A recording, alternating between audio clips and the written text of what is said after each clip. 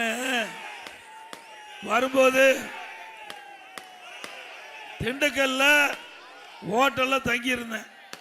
அப்ப திரு ஸ்டாலின் அவர்கள் தொலைக்காட்சியில்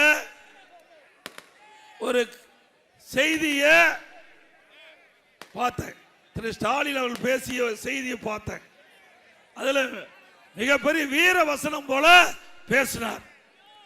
அப்பொழுது என்னுடைய மனதுக்கு ஒரு திரைப்படத்தில் வந்த நகைச்சுவை காட்சி என் மனதில் தென்பட்டது. அதுவும் நமது புதிய நீதி கட்சி வேட்பாளர் மரியாதைக்குரிய சகோதரர் சுந்தர் சி நடித்த படம், திரைப்படம். அதில் திரு சுந்தர் சி அவர்களும் திரைப்பட நகைச்சுவை நடிகர் திரு வடிவேல் அவர்களும் நகைச்சுவையா அதில் காட்சி இடம்பெற்றிருக்குது. அந்த காட்சியை உங்களிடத்தில் இந்த நேரத்தில் பகிர்ந்தா பொருத்தமா இருக்குன்னு நினைக்கிறேன்.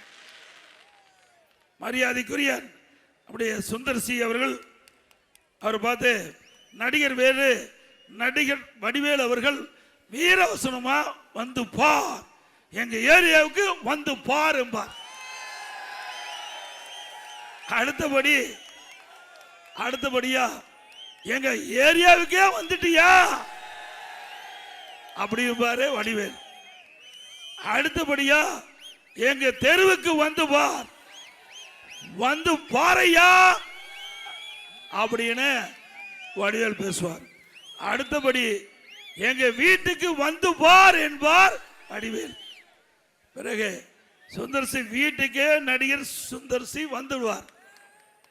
அப்புறம் நடிகர் வடிவேல் அவர்கள் ஐயோ மன்னிச்சுக்குங்கப்பா, ஏதோ வீரமா பேசணுமப்பா, எல்லாம் பில்டப் என காலை பிடிச்சு கெஞ்சுவார். அப்படித்தான் இந்த ஸ்டாலினுடைய நிலை பரிதாபமா இருக்குது. அது ஸ்டாலின் அவர்கள் ஒரு டம்மி பீஸ்.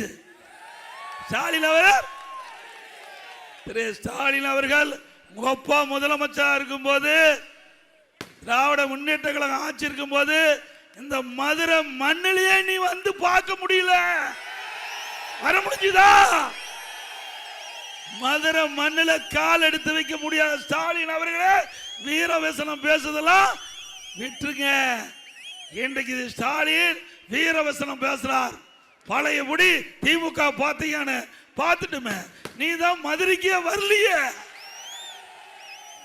திரு ஸ்டாலின் ஒரு டம்மி பீஸ். திரு ஸ்டாலின் ஒரு அப்புறம் வீராதி வீரன் சூராதி சூரன் என்று இன்னைக்கு பேசுறார் இந்த டம்